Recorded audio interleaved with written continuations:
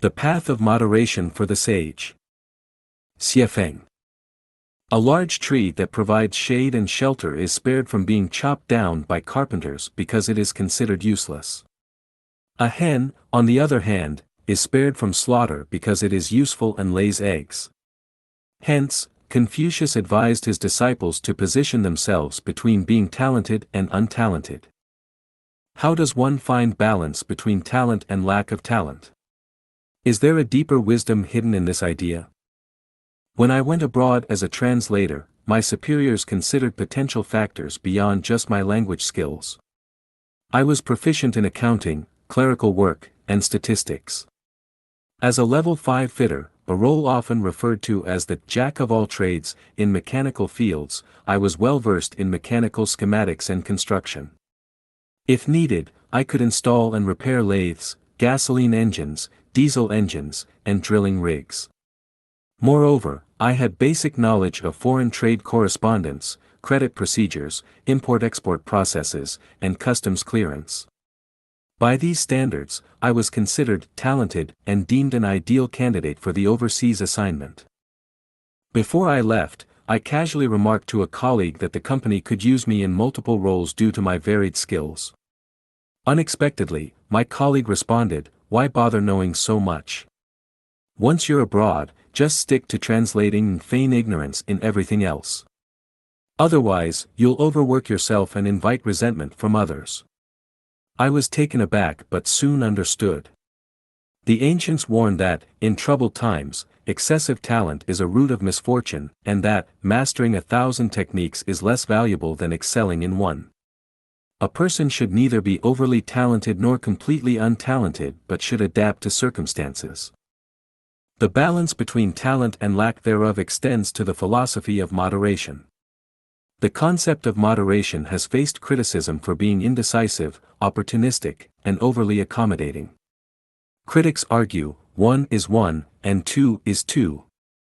What is this ambiguous 1.5?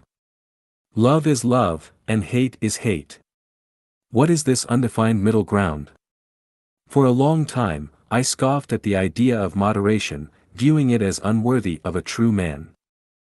However, as I gained life experience, especially through the ups and downs of human relationships, I came to realize that moderation embodies the qualities of a sage and reflects the Tao. Without broad knowledge, one cannot grasp its essence.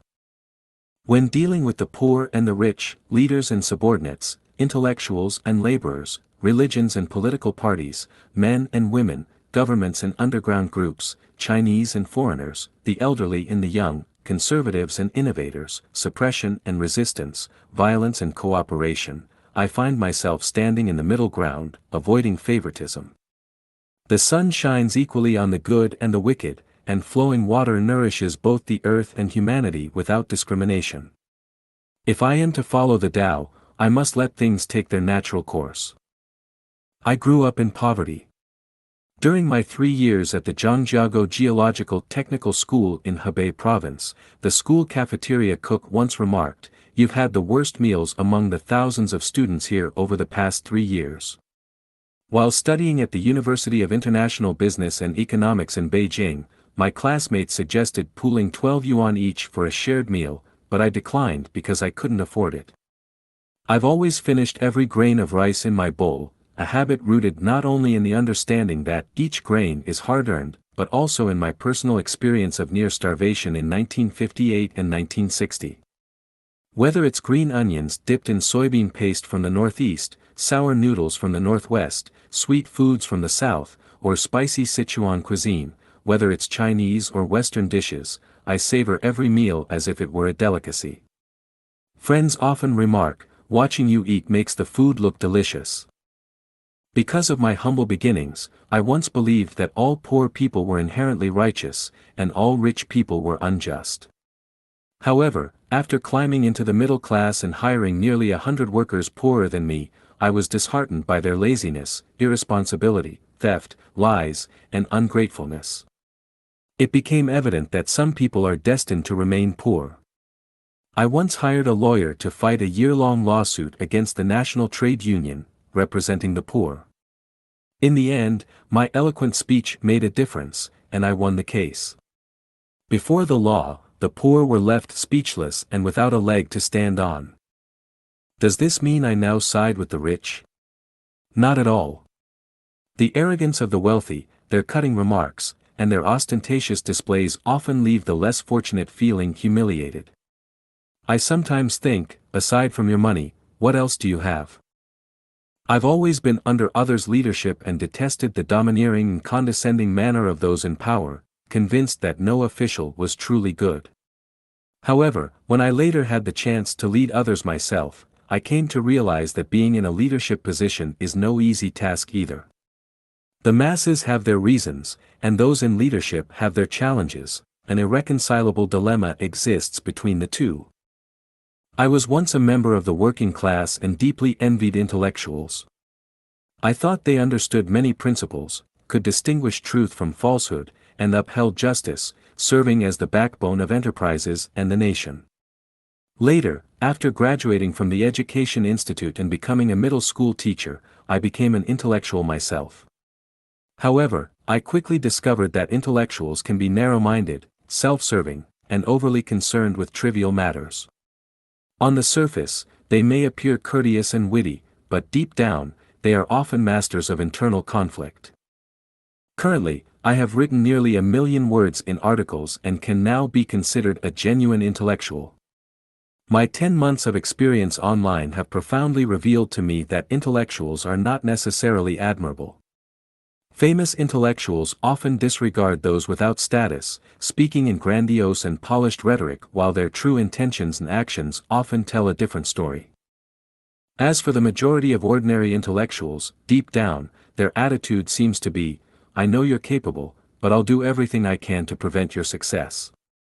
Jealousy may well be the innate nature of intellectuals.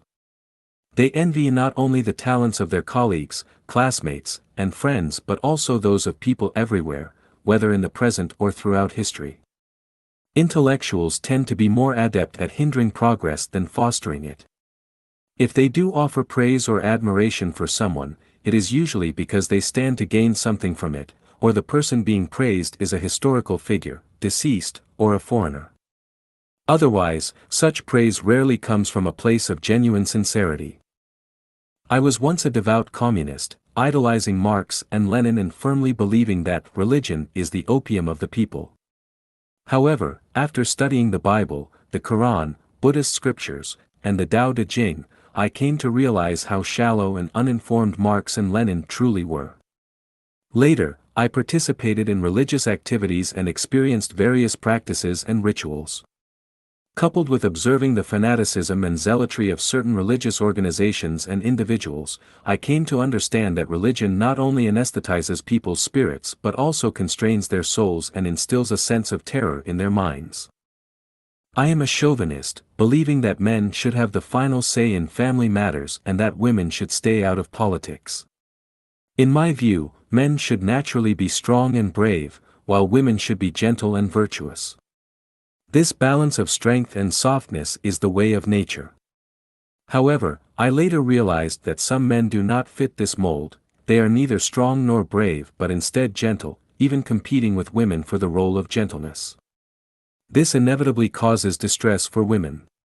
When faced with such men, women have no choice but to become strong and assertive, embracing a form of female chauvinism. I am also a statist, firmly believing that everyone must operate within the framework of the Constitution and laws. Only in this way can society maintain order and harmony, enabling people to fully utilize their talents and resources. If societal problems arise, the first course of action should be to amend the Constitution and laws. Once established, these laws must be strictly adhered to by everyone, from top to bottom. No one should act outside the boundaries of the Constitution and laws, and any violation should be treated as a crime. The problem is that sometimes, in certain places, some people go beyond the bounds of the law. They bully others without facing legal restraint or punishment. What should I do then? I can't always endure such situations. I must take action. I firmly believe that being pitied or sympathized with is a disgrace for a man. When left with no other choice, I would have to go rogue. When cries for help go unanswered, I have no choice but to join or form a criminal group. Regardless of the consequences, I will fight back. If you won't let me live, why should I let you live comfortably? Somebody once said something absurd: those who are not of our kind must have different hearts. After interacting with black and white people for over 10 years, I came to realize that all human hearts are made of flesh. Many black and white people have been exceptionally friendly to me, more sincere and easier to get along with than some of my own compatriots. There is no place in the world without fragrant grass. Wherever there is human warmth, one can find a home. A true man's ambitions should reach all corners of the world. Chinese, foreigners, black, white, yellow, aren't we all human beings? The issue between the elderly and the young boils down to one unchanging principle: the young must respect the elderly, and the elderly must care for the young. Beyond this, judgments cannot be based on age alone. The young should not read Water Margin, and the old should not read Romance of the Three Kingdoms, which proves that both young and old have their own strengths and weaknesses. Determining who is right or wrong must be done on a case-by-case basis. In summary, nothing is conclusive, and human affairs are never set in stone. Our minds must remain in a state of emptiness, ignorance, humility, and moderation, ready to act according to circumstances and adapt to the flow of life. When the weather is fair, the people harmonious, and all is well, the saint should remain dormant, silent for 1,000 years, letting everything take its natural course. But when chaos abounds and lives are plunged into suffering, the saint must act swiftly and decisively, guiding the world back to order. To become a sage, one must practice moderation. Any bias will turn one into a scoundrel.